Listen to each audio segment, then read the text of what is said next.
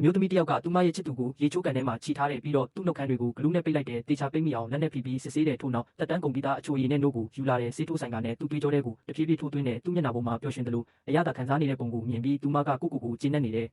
ဒါပေမဲ့သူမကကိုလုံလောက်အောင်စောင့်ရှောက်နေတယ်လို့မထင်ဘူးဒါကြောင့်သူမကအနဲ့ကျိုးကိုယူပြီးသူ့နှုတ်ခမ်းကိုချုပ်ဆတင်တဲ့နာကျင်မှုကြောင့်သူအနှဲငယ်တတိပြန်လာတယ်ထို့နောက်သူမကအိမ်ရှင်ရဲ့တကားကိုတွားခောက်ပြီးမိချစ်တောင်းတယ်အခန်းထဲပြန်ရောက်တော့မိဖို့တိုင်တလုံးကိုလောင်စီပြီးပူပြင်းတဲ့မိတောက်ချိုကိုသူ့ကိုယ်ပေါ်သို့ချလိုက်တယ်သူကအလွန်နာကျင်နေပေမဲ့အော်လို့မရတိုက်ခိုက်လို့လည်းမရဘူးနောက်ဆုံးမှာတော့သူမကဓာတ်ကိုယူပြီးသူ့ကိုအစိပ်ပိုင်းလိုက်ခွဲထုတ်တယ်ထို့နောက်အဲ့ဒီအစိပ်ပိုင်းတွေကိုဒဲအိုးထဲထည့်ပြီးဟင်းချက်တယ်သူမကအစားအစာတွေကိုစပွဲပေါ်တင်ပြီးဖိတ်ခေါ်ထားတဲ့အိမ်ကြီးချင်းတွေကိုကျွေးတယ်လူတိုင်းကဟင်းချက်တာကိုချီးကျူးကြတယ်ဒီနေ့ဟင်းကအရန်ရတာရှိတယ်အရသာကထူးခြားတယ်လို့ပြောကြတယ်ဒါပေမဲ့အိမ်ရှင်ကတော့တခါမှမစားဘူးဘာဖြစ်လို့လဲဆိုတော့သူမလုပ်ခဲ့တာအားလုံးကိုသူမြင်ထားလို့ပဲသူ့နာမည်ကအန်ကယ်ဖြစ်ပြီးသူ့အကြိုက်ဆုံးဟာအိမ်ငါးသူတွေကိုလှုပ်ဝက်ကြည့်ရှုတာပါသူကငှားထားတဲ့အခန်းတိုင်းမှာလှုပ်ဝက်ကင်မရာတွေတက်ထားတယ်